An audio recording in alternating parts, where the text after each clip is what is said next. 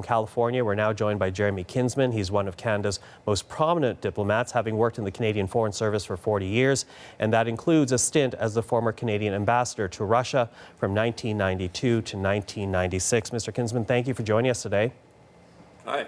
Now, as we say, Russia has already signaled that it intends to say no to this latest UN Security Council resolution. Not the first time Russia has done this vis-a-vis Syria. What is Russia trying to accomplish with the Syrian civil war?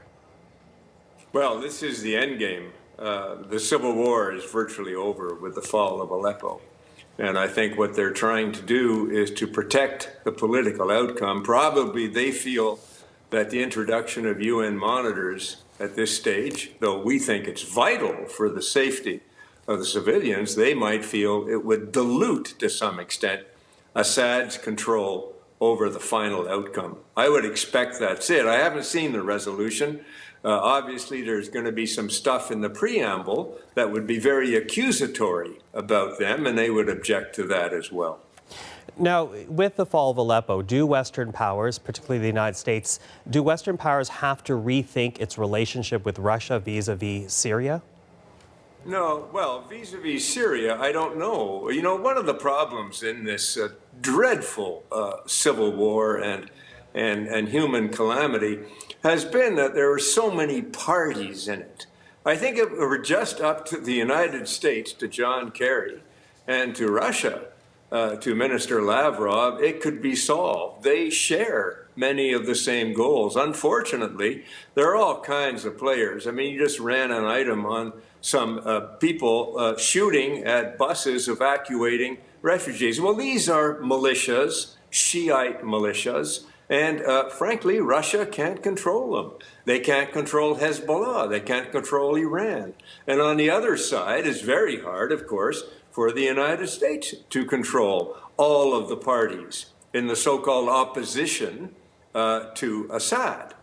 And of course, you've got ISIL in the mix as well. So it's very, very tough. Well, it's interesting that we continue to talk about Russia because not only is it a prominent story with Syria, or a prominent player with Syria, but also in the U.S. election. And we should point out to our audience at home, it was, in fact, the hacking of emails during the U.S. election. That is the reason why we originally contacted you. But of course, today's events overtook that story a bit. But I do want to talk about what's happening with the U.S. election and revelations that Russian hacking took place and that they actually leaked those emails that we saw. What is your reaction to that? Well, I think now, I conclude, since President Obama said it in his press conference this week, I conclude that Russian military intelligence, GRU, was responsible for hacking into the email base of the Democratic National Committee and into the personal email of John Podesta, the campaign chairman. But I do think that happened, and I think it was a rotten thing to do. I don't know if Putin authorized it. President Obama was reluctant to say that, but he said not much happens in Russia that isn't authorized at the very top. I don't think necessarily they thought that they were going to turn the election for a candidate who seemed to be more favorable to them, Donald Trump. I think they were just out to, one, it was payback. They think that the United States have been interfering in their political process for some time. I don't think that's necessarily true, but I think Putin thinks it. I think that they are trying to expose United States democracy as being hypocritical and being ineffective and thus embarrass the United States. And to some extent, they're trying to flex a little cyber muscle to show that Russia's back.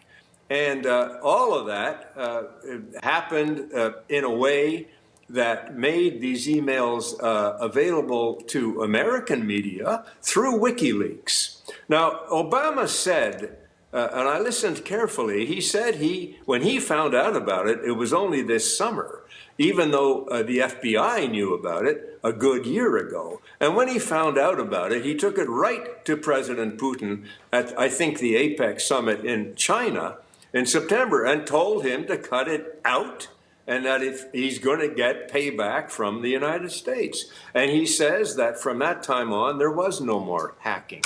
So if Putin didn't authorize the starting, he seems to have ordered the stopping.